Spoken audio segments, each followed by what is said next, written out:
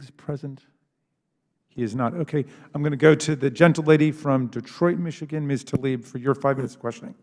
Thank you so much, Chairman. My first question is to Assistant Director Langen. Do you have any evidence that Antifa formally exists as an organization?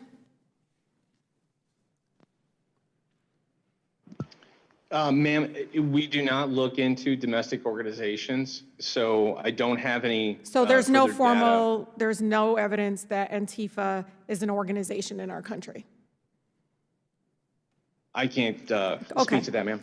So let me, now that I've got that a little bit clear here, I'm very concerned about an exception that gives way for systemic, I think, targeting, I believe, of Black, Muslim, and immigrant communities, which I believe is dangerous and can pull resources away from real dangers in our country. The strategy document produced by the Biden administration maintains an exception in 2014 through the Department of Justice's guidance that permits racial or ethnic profiling in cases of, quote, national security or, quote, border investigations. We know that hundreds of documents show that Department of Homeland Security used its powers to collect information of Black Lives Matter activists for years since the protests in Ferguson, Missouri after the murder of Michael Brown. Just last summer, DHS used aircraft to monitor Black Lives Matter protests in at least 15 cities across the country. Isn't that right, Mr. Cohen? Congressman, I wasn't at the department at that time, so I have no insights regarding those activities. Well, I think it's racist, unacceptable, and must end. I'd like to turn to another element of the strategy document that deeply concerns me and concerns many civil liberties attorneys as well as advocates. The focus on how suspected potential domestic terrorists increasingly utilize social media and other internet forums to organize.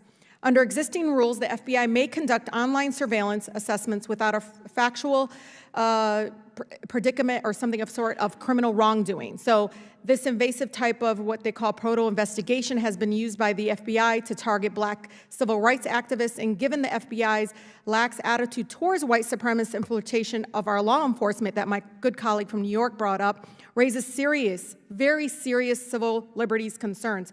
So, Mr. Chairman, I would like to submit an article, this article by the former FBI agent Michael German.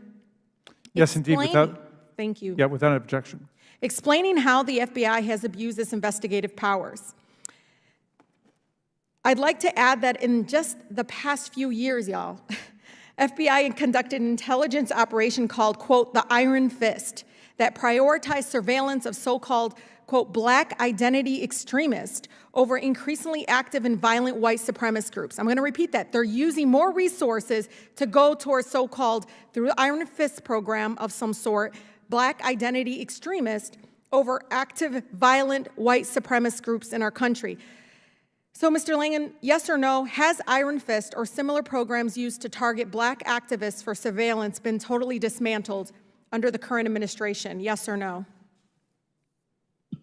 Ma'am, I have to look into the aspects of that investigation, but as far as when it comes to First Amendment freedom activity, the FBI vehemently defends the civil liberties of Americans and is part of our dual-pronged approach of both protecting Americans and also protecting their rights. So, Assistant Director, is the FBI currently conducting any surveillance right now of Black Lives Matter movement? Ma'am, for one, I can't speak to current ongoing investigations, but we only would focus surveillance on individuals that we believe are going to be involved in or promoting violence against other individuals. So you don't know if the Iron Fist is still active, this so-called Iron Fist program of some sort? Is that active right now through the FBI? I can look into it, ma'am, and we'll definitely get back to your office. Well, Mr. Chairman, if I may, the FBI's action in this so-called Black identity extremist program at best indirectly aided white supremacy in our country and put many of us in danger and continues to endanger our country. So time and time again, we give the FBI another chance to right its wrongs, and time again, it proves itself incapable of acting as an organization without racial bias. The failure really, truly, specifically to address these issues in the strategy document itself requires Congress to consider whether it must act on its own to codify safeguards to prevent a reoccurrence of this kind of discriminatory overreach we saw in prior eras of counterterrorism. Thank you, Mr. Chairman, for this critically important hearing, and I yield. I thank the gentlelady for her remarks. Is Mr. Comer? No? No? Is Mr. Biggs? No? Okay. We will go to Ms. Lawrence, who's recognized for 5 minutes of her questioning.